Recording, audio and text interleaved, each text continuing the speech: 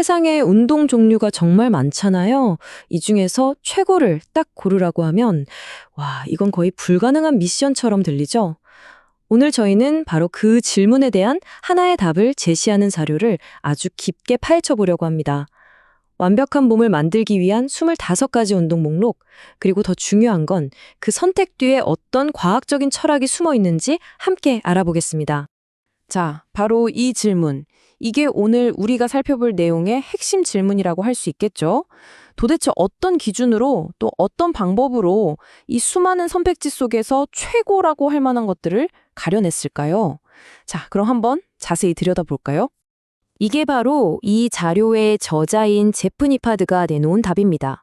근데 여기서 중요한 건요, 이게 그냥 제가 해보니까 이게 좋았어요 하는 개인적인 취향 목록이 아니라는 점이에요. 수년간의 경험과 과학적인 원칙을 바탕으로 운동을 골라내는 하나의 완성된 시스템을 제시했다는 게 핵심입니다. 자, 그럼 그 시스템의 첫 번째 원칙부터 한번 보시죠. 첫 번째 원칙, 바로 기초 다지기입니다. 뭐든지 기초가 튼튼해야 하잖아요. 그러니까 가장 근본적이고 또 오랜 시간 검증된 몇 가지 움직임으로 우리 몸의 강력한 기반부터 만들어야 한다는 아주 기본적이면서도 중요한 이야기죠. 그럼 그 기초 중에 기초, 목록 제일 위에 무엇이 있을까요? 네, 바로 스쿼트입니다. 주저없이 스쿼트를 모든 운동의 왕이라고 부르는데요.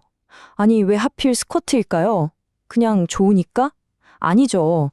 여기에는 아주 명확한 데이터가 있습니다. 자, 보세요. 55%. 이게 뭐냐면요. 이 자료에서 인용한 한 MRI 연구를 보니까 남성 몸 전체 근육의 절반이 넘는 무려 55%가 다리에 있더라는 거예요.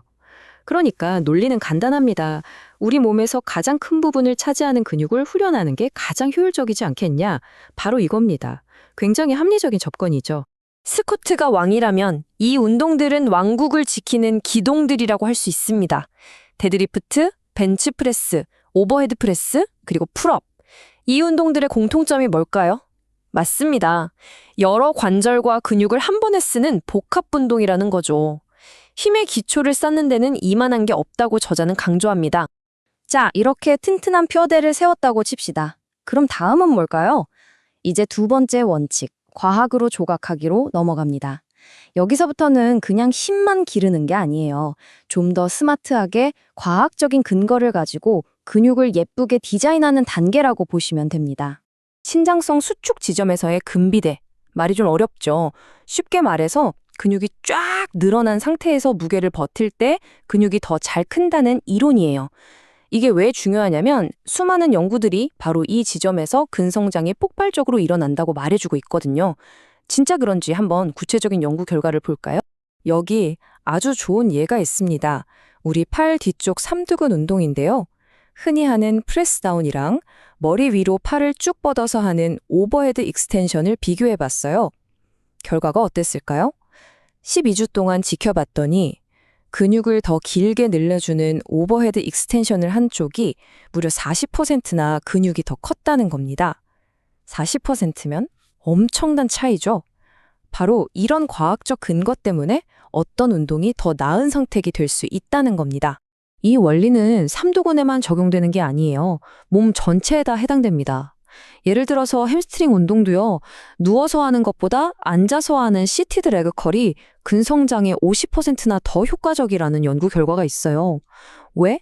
엉덩이 쪽에서 햄스트링이 더 쫙 늘어나거든요. 그러니까 이 목록에 있는 운동들은 그냥 느낌이 좋아서가 아니라 이런 식으로 왜 더 효과적인지에 대한 명확한 과학적 이유를 가지고 뽑혔다는 거죠. 자, 이제 마지막 세 번째 원칙입니다. 기초도 다졌고 과학적으로 몸도 조각했어요. 그럼 뭐가 남았을까요? 바로 디테일입니다.